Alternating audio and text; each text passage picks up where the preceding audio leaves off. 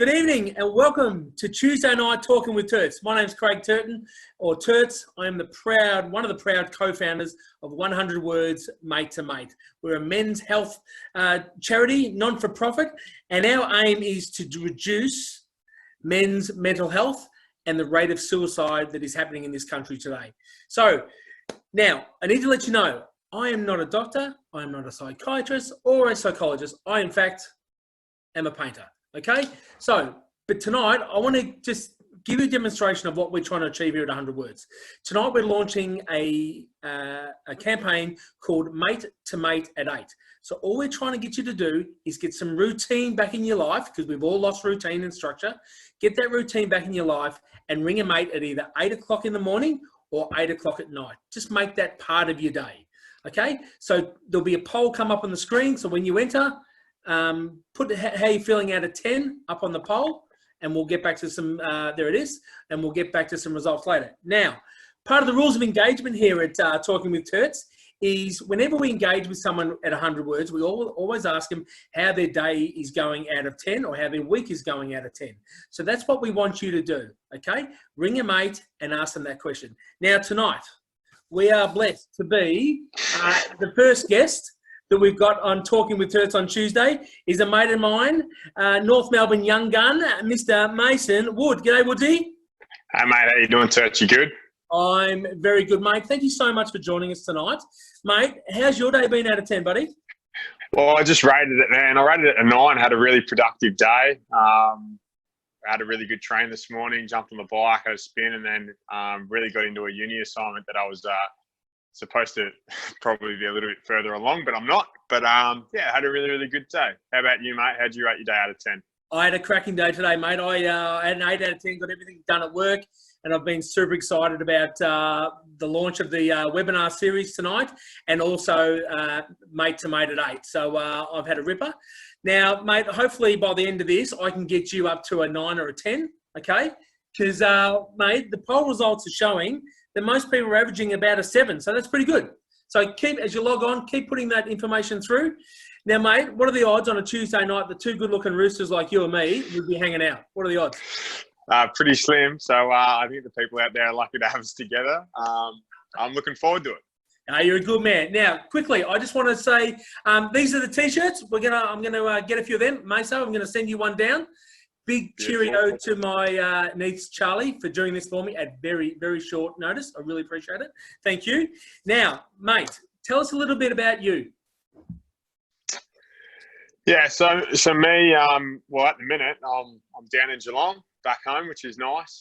Spending a bit of time with the family. We're all in lockdown here, but I guess, you know, feeling a little bit blessed that I get to spend this time with family. Got a really good setup in the gym out the back, so I'm not missing any sessions, and, you know, headspace is quite good considering everything that's going on. Oh, very good. I was going to say, so how's the isolation, because such a change for someone like yourself, how's the isolation affected you so far?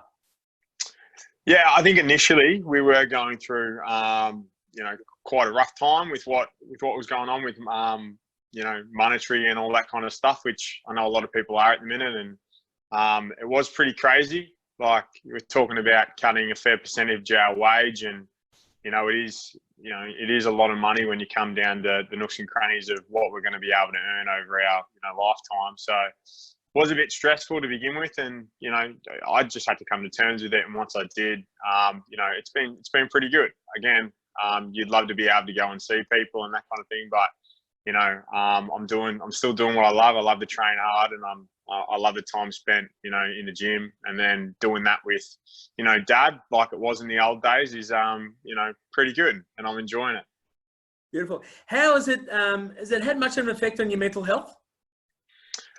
I think, like, for being a little bit in and out, especially early on, we talk about the uncertainty of what, you know, the stuff with the money was going to be. Once you do get that locked down, you sort of go, yeah, okay, and you move on, you deal with it. But again, they've pushed back the date for the AFL starting back. So you go like, oh, you know, a little bit of certainty would be really nice around that, because you can sort of get your headspace around how long you're going to be training for on your own. But we don't have that. So, you know, day to day motivation levels, all that kind of stuff come into play. And yeah, I'd be lying if every day was, felt as good as today. Today was just a good day out of the blue. Some days you sort of get overwhelmed by it all, but all in all, I'm pretty lucky to be in the situation that I am at the minute with the people that I have around me. So you have those days, mate, where, you said today was, I think you said an 8 or a 9. You have those days where they're nowhere near as good as that and they're a lot lower? Yeah, definitely. I woke up the other day going, we had a 2K, and that just has a level of anxiety around it for me because it's always like one of the first testing days back to training. Yep. And I just spent that night, and you go, nobody really knows the results except for me. But for some reason, just the anxiety of it all just got to me. And I woke up the next morning going, oh God, I've got a bloody 2K to run. And, how silly it sounds that you go, oh, nobody's there watching me. And Dad was the only one that was there and only one that's going to know my time. But I don't know why. And that night before, I had a really shocking sleep. So it's weird. It's strange, some of the things that really set you off and, can turn a good day into a bad day. Now, tell us, mate, be honest, did you fudge the numbers? Just shaved off a couple of seconds, did we? No, I ran okay. I ran okay. I think I still would have had you covered. Hey. But, no, well, maybe back in your day you would have had me covered, but maybe not at the minute. But, there'll be questions good. about that, don't worry. Later on, there'll be questions. No, you do get a sense of once it was over, you go, that's a good enough time and I'm happy with that. And, life rolls on again. But, it was good. Very good. So the hardest thing, I suppose, is every day your life is very, very structured, okay? So the things that I'm hearing in 100 words is with the isolation, it's the lack of structure, lack of routine, therefore lack of confidence. So for someone like yourself, the lack of routine, like you used to going down to the club at, say, 7 o'clock, and your whole day is panned out for you, where now you have to self-motivate. So what are you and the boys doing to sort of motivate each other? Yeah, so it was interesting. We had sort of like I think the first week after this all come out that we had little to no structure around what we were doing. It was just sort of, let's wait out this week, see what's happening. And I think that was what provided the most stress for me because it was just like, I've got nothing formal that I have to do. I've got a lot of time to myself, a lot of time to think about what I'm doing. And that was really, put me in quite a bad headspace. You've got other things going on that you can't control. And other people in the house were also, worried about other things as well. So that first week was really hard. As of week 2, the club's brought in really good structure. So now we've got to finish all our training that we have for the day before 12, make sure that's all ticked off. And then we've got different things that we've put in throughout the day to make sure that we've got some structure. My only other thing is to put in study time. And then throughout the next few weeks, we'll have more and more game education and different clubs that we have and going. And it's been really good. I haven't felt like I've had too much time on my hands, which is good. And feeling like the days are getting more and more productive. So how are you contacting with the boys? Are you doing stuff via Zoom, obviously? And how are you, because you play such a physical game and, when you guys kick a goal, there's high fives, there's bum taps, there's hugging, there's all this sort of stuff. And at training, when you're busting your ass and you fall over and your mate's there to pick you up, you don't have that. So how do you feel about not having that tactile and that bond that footballers are just renowned for? How are you getting around that, mate? Yeah, so I liken it to, having 44 mates, 44 of your best mates that you're at work with. And you're used to that environment and you're used to waking up and looking forward to seeing that person doing this and, that story about what happened the day before and, that first meeting of the day and, talking about what's going on in their world and that world. And we are doing as much as we can to physically get that face-to-face chat with as good as we can without obviously the physical contact. So, we're waking up first thing in the morning, 8 a.m. coffee club. Yep. Boys can jump on, just chat some shit, whatever it is, just, how'd you wake up? How'd you sleep? We've got this run today. What's going on? That kind of thing kicks off your day.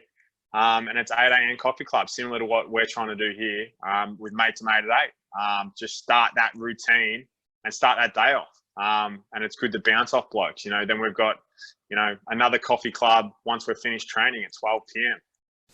And then we might have, a little bit of game education come 1 o'clock.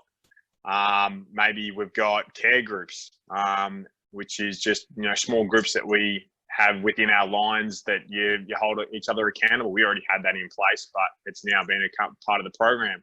I had study club today, so we did a bit of education, and it's all just revolve around as much of that face-to-face and talking as possible. Like we have movie club as well. The movie club starts off talking about, the movie that we all decided we wanted to watch, and we wanted to watch, The Dawn Wall, and we wanted to talk about, what's going. Yeah, great fleet.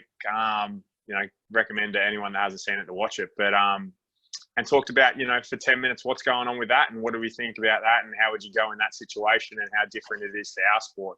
But then it just revolved into, chatting shit again. So it's just a little, like those little things sort of start the conversation, because I feel like that's probably the hardest bit, is just that starting point. And not having that banter between the boys. I mean, football clubs are renowned for banter, but I think that's what blokes and women as well. I know my wife misses it tremendously. Having that banter between fellow staff members is such a thing that when it's taken away from you, you really, really miss it. Because that's what really cements friendships amongst people, being able to have that banter amongst each other.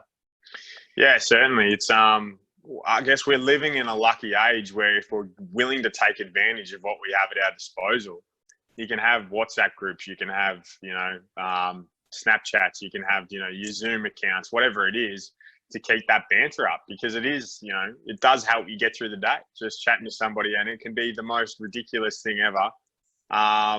But you send a text out to this person about something that will remind you of them, and, you just start a conversation from there. So it's, it is definitely hard, considering, like, I'd say 80% of our day is chatting shit. Like that's what we do at the footy club. You train hard, you come in, or even while you're training hard, how hard's this? We have like times where you go, how many people are going to say it's bloody hot today? Yeah. While you're out on the track, and just silly things like that to get you through. But yeah, without that, you do what you can. And I think you're trying to get on the front foot with getting, as many conversations as you're going, because, other people are probably, looking for that as well. It's just who's willing to take the first step. Yeah. So how are the young blokes going? So I picture someone who's just been drafted into the system, and they're, by this stage they should be, getting ready for either their first game or, round 4. And the poor buggers are like, I didn't sign up for this. How are the young blokes going? And how are you older guys faring, helping these blokes out? Yeah, 26 now. I'm definitely on the back end of.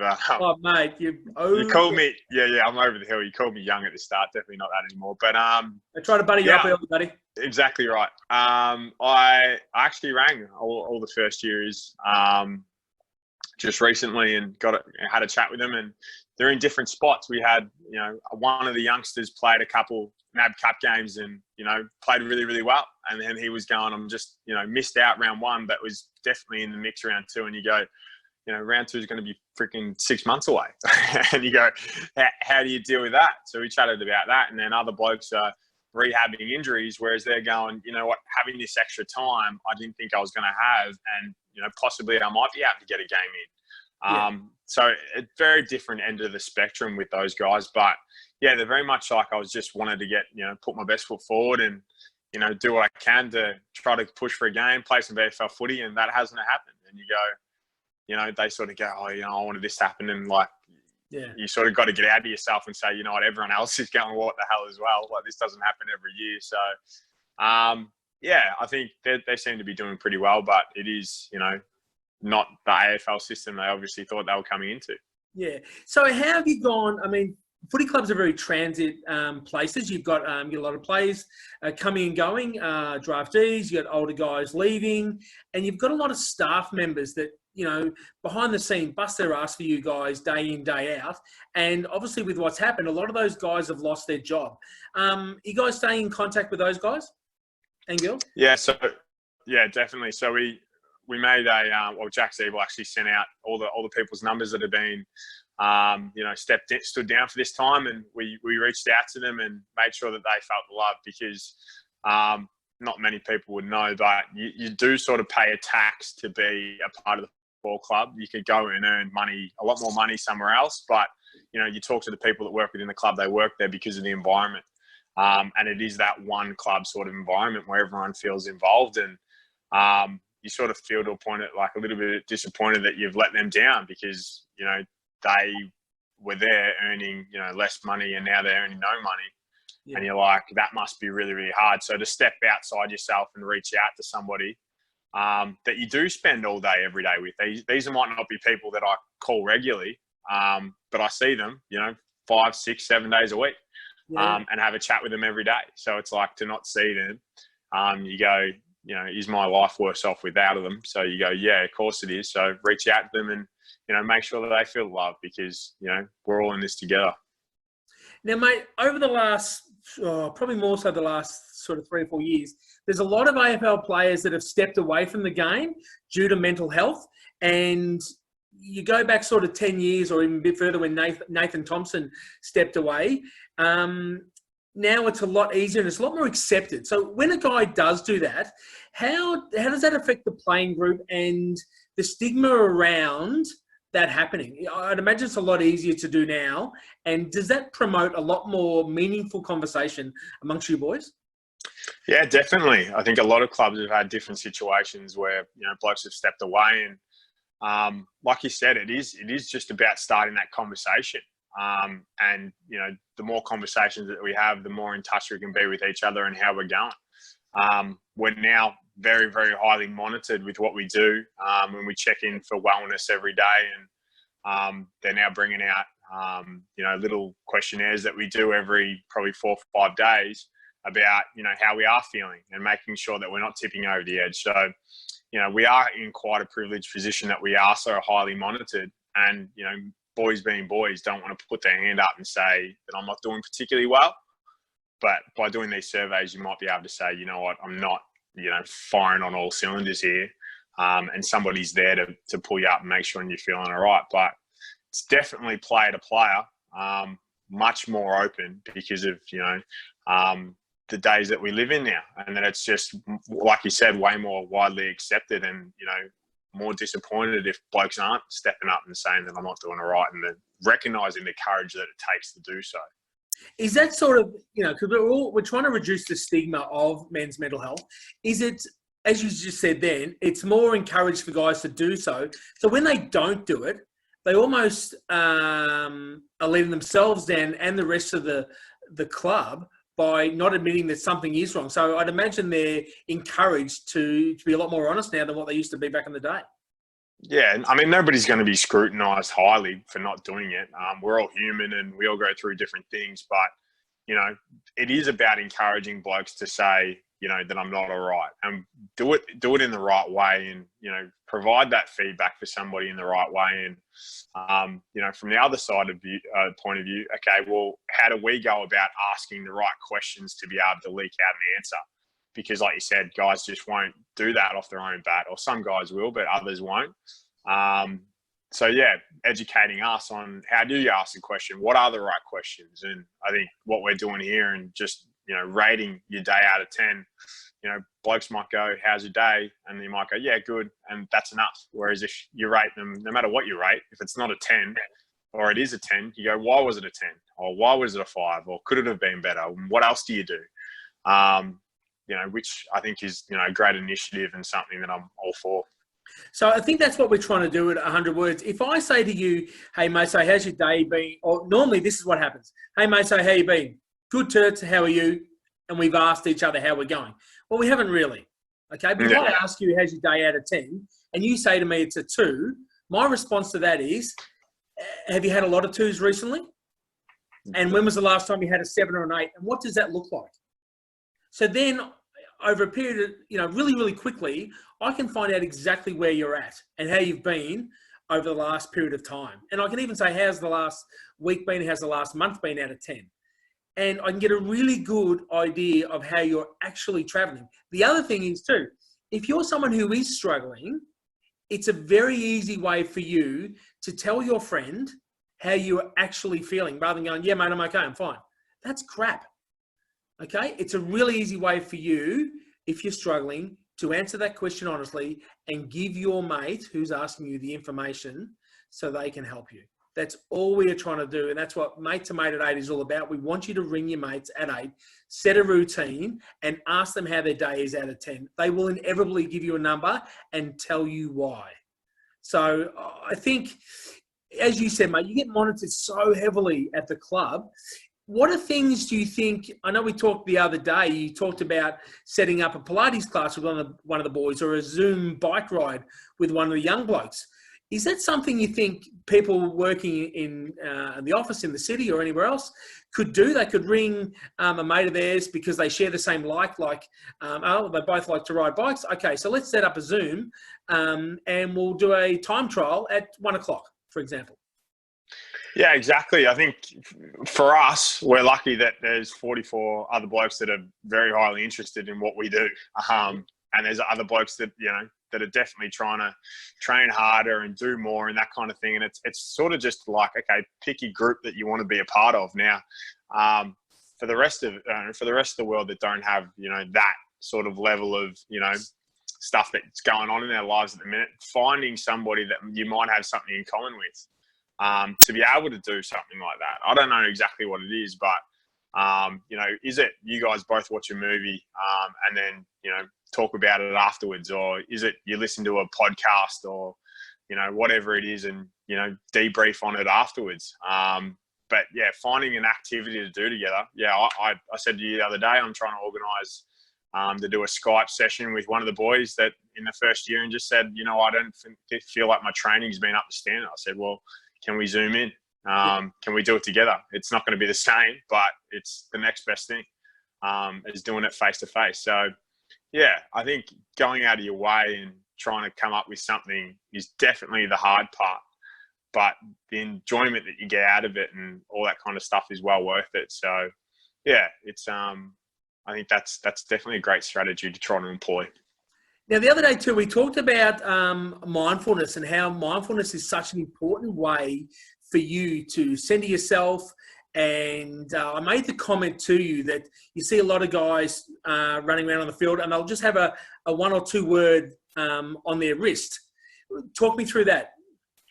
Yeah, so I'm not somebody to write on my wrist, but I definitely have cue words to get me going and trying to keep me as present as possible. I think you can get caught up in the, chatter around how you're going game day and that kind of thing. And to have a few things to recenter yourself is really important. I've seen, like you said, at other clubs, blokes write on their wrists and, the stuff that I've done just been really ingraining, a few key words, whether it's like run or contest or whatever it is, to just center yourself after you might have made a mistake, or even if you've kicked a goal or done something good, to know that, you've got to go again, those kind of things, is just one area of mindfulness that, I've started to implement. And I know a lot of other players are doing the same.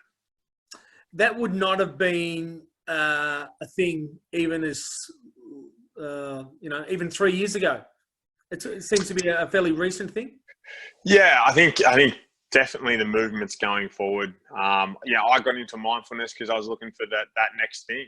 I felt like I'd sort of stagnated with my progressions with, footy, and really had felt that at times I'd played really good games and at times I hadn't played really good games. And you go, well, what's the difference?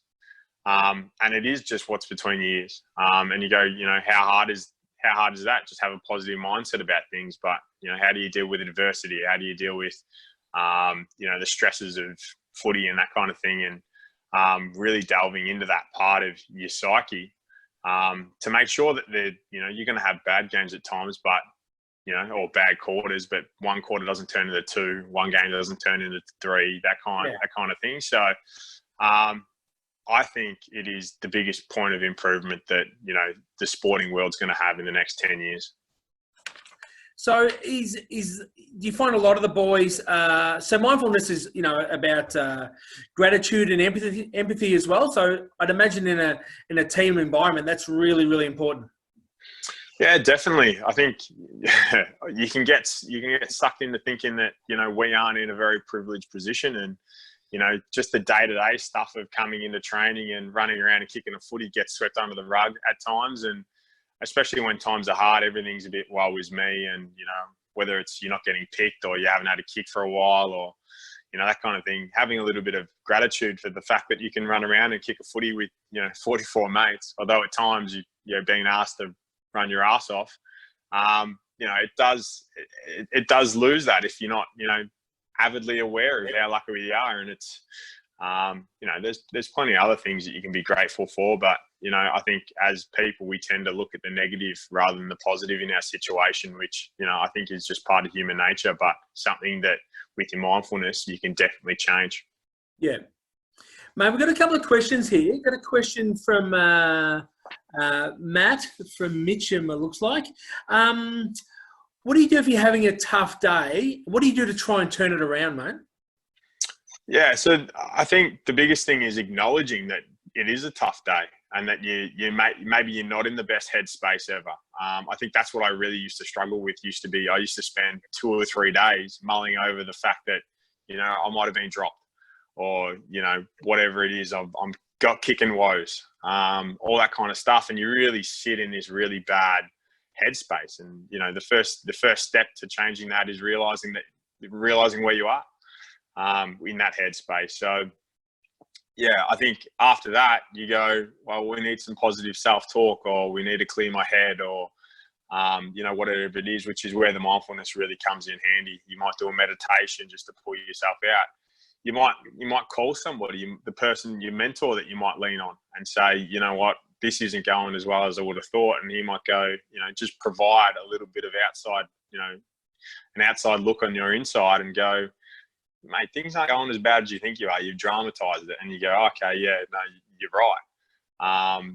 But I think if you can't get out of your own head, that's where you stay, which, you know, having a conversation with somebody, if you're not into mindfulness, you know, a little bit of a deload never hurts, talking to somebody else about it. And I can imagine social media does not help that situation.